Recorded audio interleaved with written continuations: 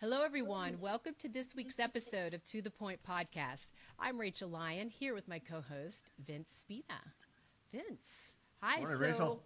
I'm so jealous of your world travels. You just got back from New Orleans. You're going to Dubai next week, and then you're off to Malaysia. How do I get on your travel schedule? I want a boondoggle in some of these locations. Well, first of all, don't use that word because our boss will probably watch this podcast, and it's all very meaningful work. Now, you get a little bit of fun, but it's funny. People ask me that all the time, and I like to say I'm literally on my third passport because I've gone through all the pages. Oh, wow. And I tell people I've been everywhere and I've seen nothing. And what I tell people, like when I talk about going somewhere, I can tell you what a hotel looks like there. I can tell you what a sales office looks like. And I'm pretty conversant in the nicer restaurants. Right. But other than that, it's usually, you're in, you're out. You do your work, you come home, and, can't wait to get back to the family, to be honest. Absolutely. So, Absolutely. not always as attractive as people think it might be. Yeah, no, exactly right. And, working trade shows, those are really long days too, kind of Yes, exactly. running around. But bring me back a souvenir. That's all I say. I will. Thank you. I will.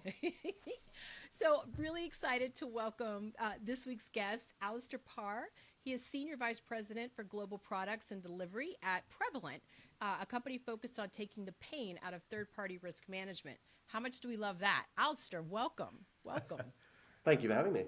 Lovely to be here. Awesome. So Vince, you want to kick us off? Yeah, I will. So again, welcome to the podcast, Alastair. And prior to our listeners, we were bantering a little bit with Alastair, and this is a subject that's becoming more and more prevalent. It wasn't in the past. So probably just want to start, Alastair, around third-party risk management and maybe just get your insights as an expert on this.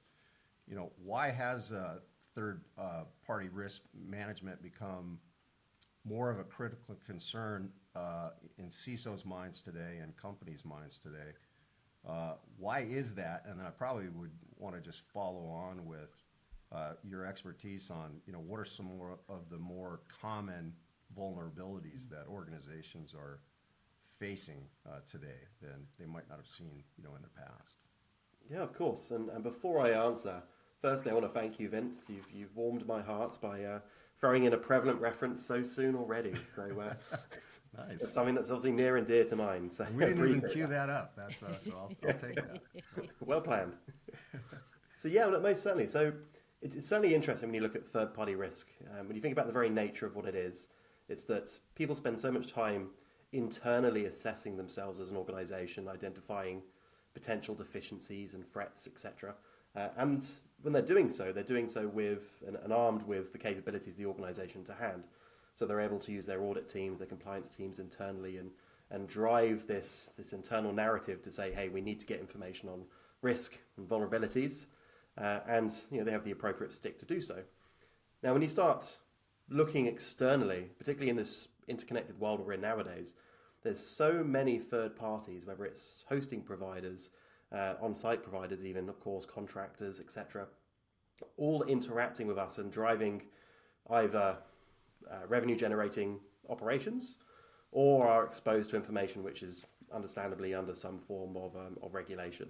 So things like personally identifiable information or healthcare information. So third-party risk is certainly getting more focused because people are realizing that they don't necessarily have the appropriate level of visibility into A, who is actually exposed across their third-party estate, and how so, and B, what are the mechanisms and controls that they've put in place to help protect them? They are an extended part of the org, so it's always very, very crucial to understand and bring them into the fold.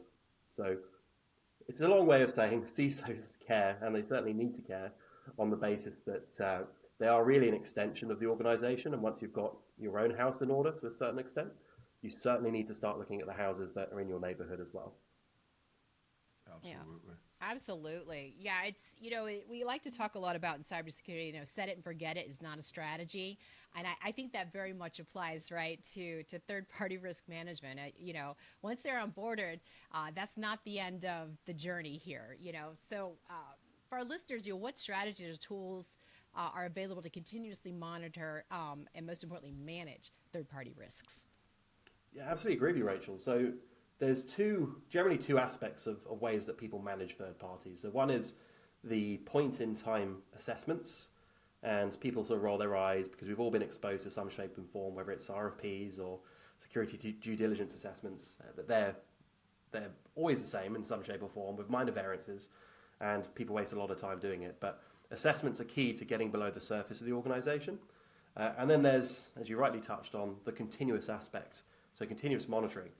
So it's ways of looking at things like the cyber posture of the third parties you deal with, doing things like passive vulnerability scans, looking at dark web traffic, phishing spikes, trends, as well as looking at their actual operations. So is there any news related to acquisitions, service line changes, geography changes? All of that information is critical to help understand what's happening to the third party, at least from my perspective. Mm-hmm. And I can certainly touch on a point I think you mentioned there, Vince, which is some of the most common vulnerabilities. And I think that ties back to what you mentioned there, Rachel, is that rather than pick a specific risk domain, I would say some of the most common issues is the evolution of companies over time.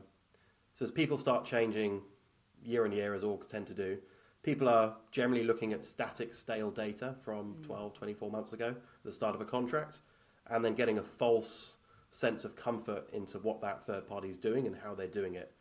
So that awareness and exposure, that continuous exposure, I'd say is probably one of the most common issues related to this space.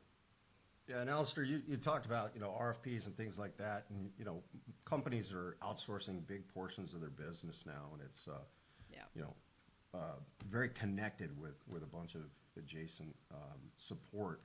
And I was just, while you were talking, I was thinking prior to being on the vendor side, I've also been on the customer side, and I ran data centers and networking and things like that. And I could tell you there was a time where we actually got breached in our network, the actual brand that I work for. And basically what it was the bad guys had come through a thermostat, an IP-based, internet-connected thermostat, and there was a black box on our network. We knew it was there. We didn't manage it. We didn't do anything with it, but that's how the bad guys got in.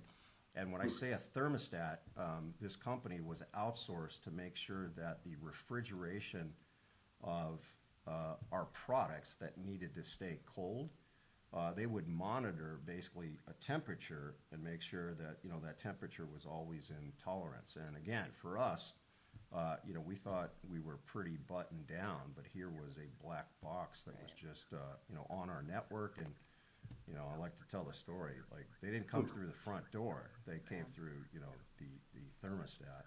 So really just setting up the question for when you're doing RFPs or you're kind of vetting one of these vendors, how do you make sure that they have disaster recovery plans in place, they have a strong incident response? Because in this case, they didn't know they had been breached. We found out we got breached, and then through the post-mortem, we had to back through, like, how did that actually happen? What's thoughts on that? That's an amazing story. And yeah, certainly that Internet of Things has been a pain for lots of orgs I've spoken to over the years as well. I second that. Now, when you touch on things like operational resilience and security incident response, I always find that particularly interesting because a lot of people in the space do focus on the vulnerabilities and not necessarily the response process. Someone is going to get invariably at some point. And in fact, Prevalent, we do our own studies across the community, and I think in our most recent study, 61% of the community had experienced a third-party related incident in the last 12 months. So the majority. So the topic of how do we manage resilience and at least get visibility of it is foundational really to what this is. And a good example I think I would see is things like the ISO 27001 standard. You look at the I think section A15 talking about supplier relationship management and operational security, A16 for incident management. We need to establish in contracts at the very, very start of the process the obligations of the third parties to actually tell us these things. As much as we can go and look at the web and try and find information where it's been reported elsewhere, a lot of the cases it may not be reported, and most vendors don't tend to tell you very much once they've got your money and they've signed the contract. So having the teeth in that contract is probably one of the biggest mistakes I certainly see in the space. And kind of coming back on what you were talking about, Vince, I mean, that is so unexpected. It's kind of like, what was that MGM breach where they got in through the fish tank or something like that? You know, so it kind of makes me wonder, you know, what are some of kind of the unexpected, right, or lesser known ways that third party risk can manifest in an organization?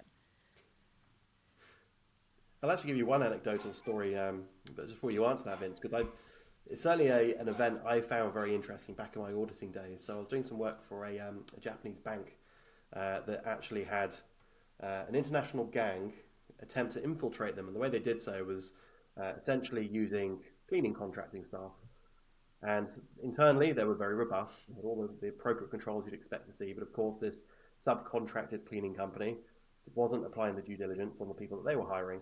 And it was a targeted attack by a criminal gang who managed to, over a series of a couple of months, put keyloggers on various traders' machines in the business. And eventually, over time, they reached the point where they were trying to wire, I think it was about $250 million worth of funds out over a weekend when obviously everybody was at home. And they were so close to doing so. I think they were a couple of keystrokes away when they didn't realize there was a timed response in the process because they weren't doing the day-to-day job. But we were talking minutes away from wiring out $250 million out to a series of accounts that they never see it again. And this is as simple as a cleaning company that you might otherwise take for granted, not even getting access to data centers. Yeah, interesting. Yeah, I don't have any other anecdotal other than the one, but I can tell you when it happened, my daughter was, who's in the cybersecurity space as well, but she wrote a dissertation, and her opening line to the dissertation in college was, the bad guys aren't coming through the doors or the windows, they're coming through the thermostats, and she got a really good grade. So anyway, our bad fortune was good for her. Alastair, we would not have a podcast over probably the last 12 months if we didn't talk about AI. So from an artificial intelligence perspective, what role does that play in third-party risk management? And probably maybe compare and contrast. What do you see as the biggest benefits from it, but maybe also what are some of the bigger concerns? It's a good question, and I'm sure there's many people listening who cringe slightly when they hear the word AI. I know it's certainly overused in many ways these days. But for us, it's interesting in the sense that third-party risk is so much about trying to find the needles in the haystack, because you're dealing with thousands, tens of thousands, hundreds of thousands of vendors. And I'm personally not Rain Man. You both might have those skill sets, in which case kudos to you. But being able to sort through millions of rows of data and trying to find commonalities between them is certainly not my forte. And lots of reporting tools are good at that, but where we see AI being particularly useful is really in two things. The way we see it is one is that analytics to be able to find those commonalities and the controversies and the anomalies in the data set. It's certainly very good at doing that, or supporting that initiative. But the other, which is an interesting one, is I mentioned at the start some of that assessment fatigue. So if you're going through RFPs, if you're going through assessments, it feels like almost a waste of time where you're re-articulating information to different people, so there's value to them, but nonetheless it's a time sink. So we're seeing people starting to use AI now in this space to actually take their policy sets, their document sets, their previous responses, and populate all these third-party assessments that they're getting. And the value for them is it's accelerating the decision process to say, hey, we can work with this third party or not. And it becomes more of a validation exercise rather than somebody having to sit there and regurgitate the same data.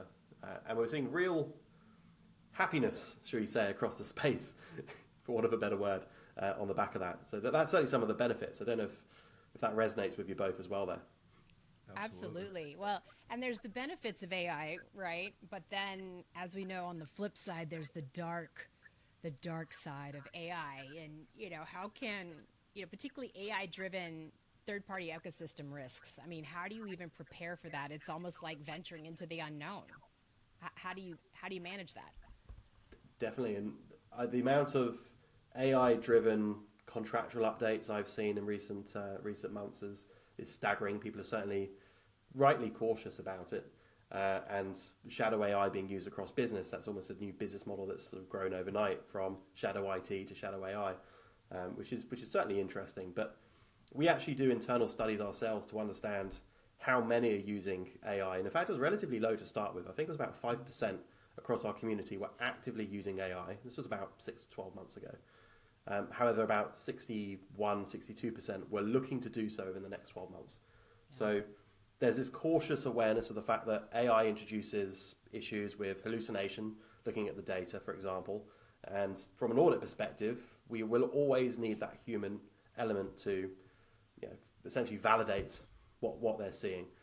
But AI is certainly useful as a tool to enable that and get to initial decision points that can be validated by a human. But there's certainly new clauses, there's new assessment templates, there's new AI frameworks out there now that help support AI controls specifically to make sure people own the data, it's not being hallucinated or used to train other models, etc. So it's certainly an evolving space.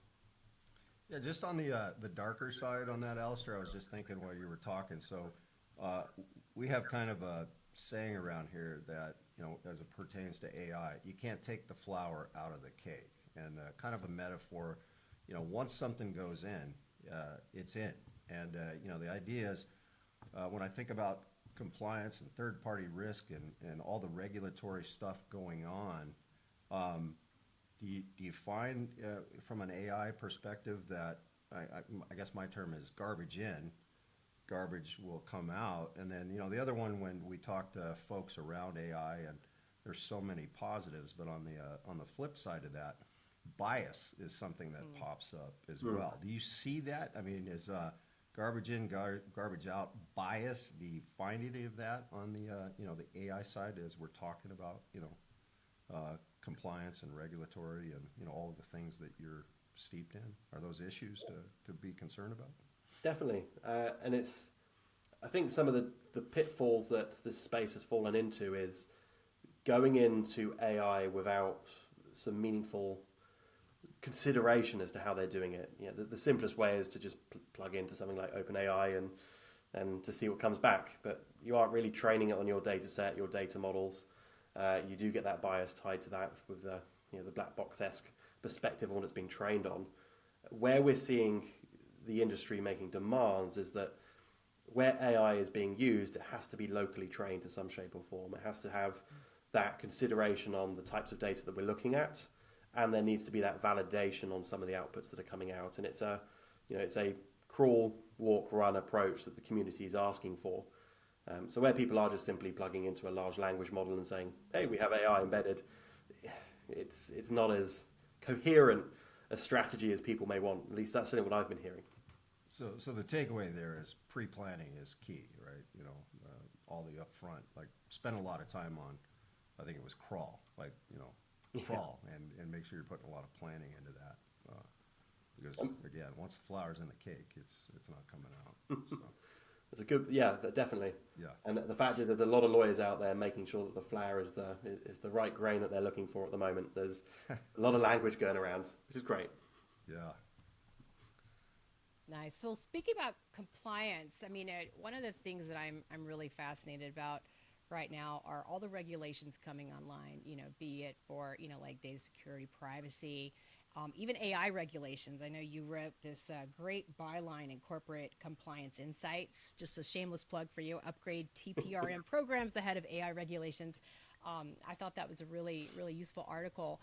But when you're working with, these third-party risks and, there's a global footprint, kind of like what regulatory frameworks do you adhere to? I mean, and how do you do that across every country based on all of these different regulations and fines, more importantly, and repercussions should you run afoul of these regulations?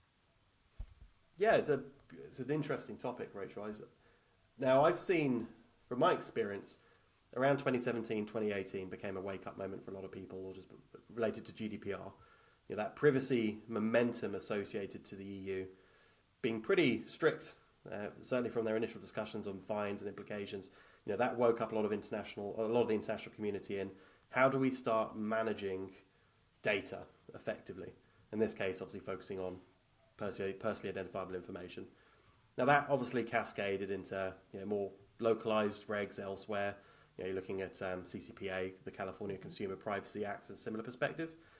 Now, those have evolved over time to start including more data beyond privacy on supply chain management as well. HIPAA refers to it, Sarbanes-Oxley refers to it, PCI also refers to it, MAS, the Monetary Authority of Singapore, refers to it, NYDFS refers to it. So particularly in finance and insurance and healthcare, you're seeing a lot of regulation. But as you rightly pointed out, I can just keep playing word scrabble with acronyms all day long, and in some shape or form, you're going to have part of your enterprise ecosystem exposed to it. So when people are asking me and asking us, how do we make sense of that word soup into being something actually meaningful if they haven't got a huge compliance team that's driving it? The reality is there's resources and support out there that call out the individual clauses and give you some insight into how you can essentially apply at scale. How can I apply a key control, for example, on being aware of who my third parties are and having a map associated to that? That might correlate to 7 or 8 different regulatory frameworks out there, and I know I've done what I need to do. So using the resources out there is key. I think if people go out and try and do it themselves from scratch, they're going to struggle. It's going to be a hard time. And one of the ways we do it ourselves is, we will build up things like an assessment model. We have something called the Prevalent Compliance Framework, which essentially cross maps to all the different regs as it comes out, and we have to essentially have teams that do that for us to save the client's time. But it's a challenge, definitely a challenge. Yeah, I mean, it seems a big challenge to me, Alastair. Like when I think about, I have the privilege of, I lead systems engineering for Forcepoint here at a global capacity, so I get to meet with a lot of really interesting customers and have some pretty good chats. And when you think about, at a multinational level, a global corporation with all these regulatory frameworks and standards in place, do you find that they align, or do they ever contradict each other? And how do you kind of meander through that? I mean, I almost, it feels to me like an impossible task. Like you brought up, word soup, GDPR and CCPA. Those are like different parts of the world. Yeah. Do those tend to line up? Like, are people talking, or one is saying, "Hey, you got to do this," and the other one's over here, and you're like, "Yeah, those don't connect in any way." I mean, it's just fascinating. The meander point I like. It's definitely having to meander through on that perspective. From my experience, I've seen the 80-20 rule tend to apply. So the principles, 80% of them are by and large applying the same sort of aspect, but it's some of the interpretation of the principles in obligations become that 20% variance, which is a challenge.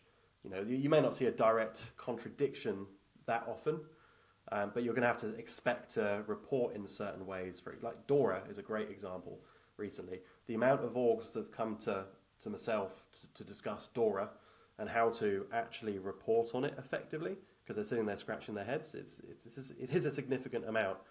Now, they might be doing a lot of that work already elsewhere, but they have to be able to present it in a very particular format in order to satiate, the obligations placed upon them. And I think that's a real challenge for people as well, is, how do you actually report back this information?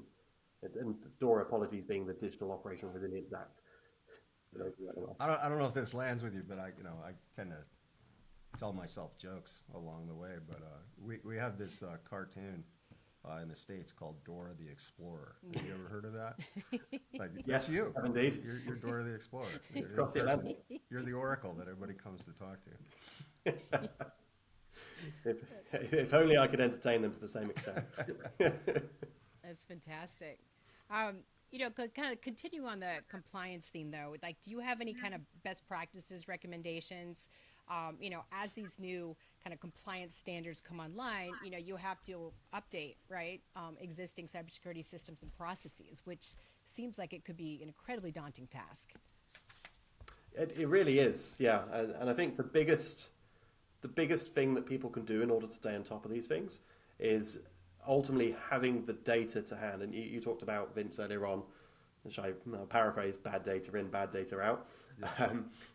This applies to this as well. If you've created the foundational set of data that you need to be able to demonstrate some form of alignment here, That means having things like the contractual clauses in place to make sure that your third parties give you visibility.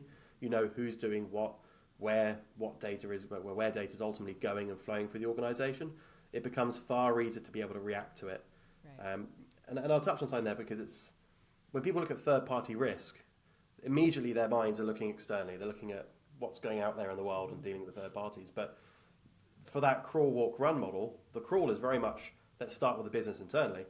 Who is the various department heads, the divisions, the subcos who are interacting with third parties? How are they doing it? You need to understand your own business before you can effectively start looking outwardly as well. And getting buy-in, of course. Interesting. Yeah. Listen, maybe we shift a little bit, knowing a little bit about you, Alastair, your background in that. First of all, in your bio and when we were researching, you got a pretty strong background in auditing, and just want to kind of get a sense of, how that experience has helped you in your cybersecurity role. And again, I'm talking to myself in my own head when I'm talking out loud, but when I met you and we got to spend some time, I go, man, this guy's a pretty cool guy. I could sit around and have a pint with Alastair. And I can tell you, when I was a customer, I was afraid. Like, I ran networks, and I was afraid of the compliance team.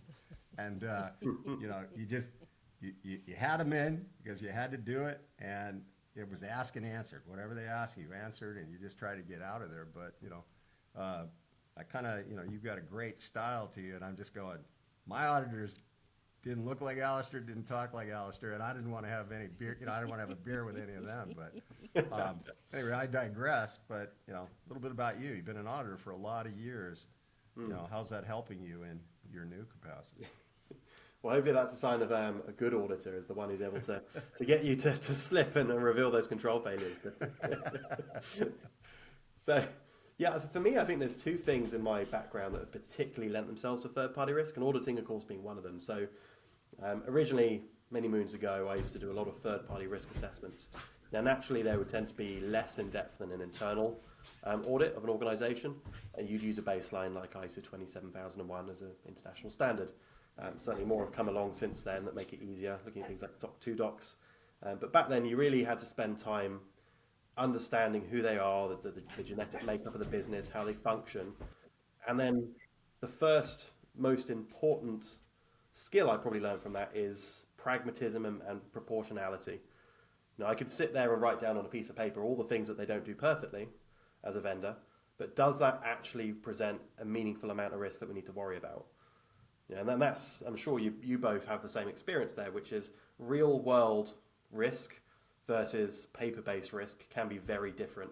And understanding the context, compensating controls, etc., is something that people very often overlook when it comes to third-party risk, but is so crucial. Otherwise, you're chasing your tail, focusing on things that aren't necessarily, the priority. From my auditing days, I'd say that's the number one takeaway, which I really got value out of.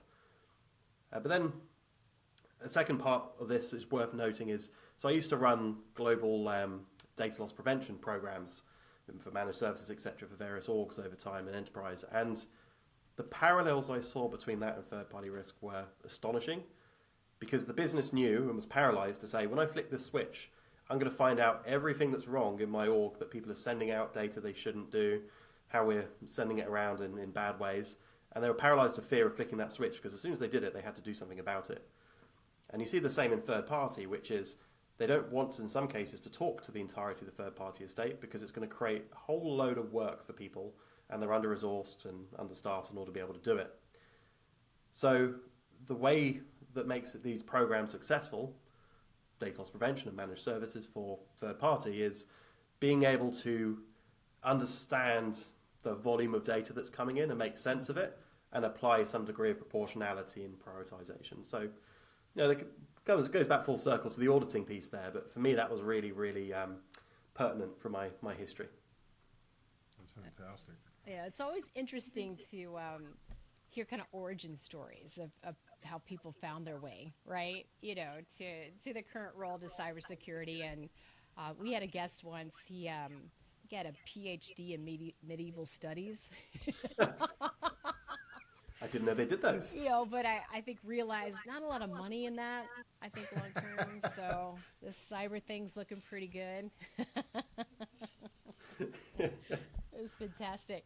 So you've got this amazing bird's eye view, Alastair, into kind of the threat landscape out there, and I'd really be interested to know kind of as we see cyber attacks evolve, particularly in the age of AI. But are there any cyber attacks that have fascinated you or just horrified you recently? I would love to hear your perspective. I feel like in this space, and Rachel, Vince, I'm sure you find the same, is fascination and horrifying are so often aligned. Synonymous. Yeah. Many times, absolutely.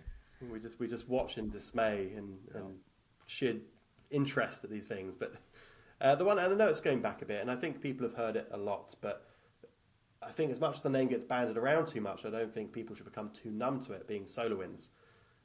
SolarWinds has been discussed very in depth over time, and I appreciate it's a good few years old now. Was it March, December 2020, depending on which discovery versus attack starting point? But the things that came out of that were very interesting to me, which is it suddenly introduced third-party breaches as a board-level discussion point. And some of the first things being asked is, of course, hey, are we impacted? And a lot of people shrugged their shoulders and said, well, we don't really know.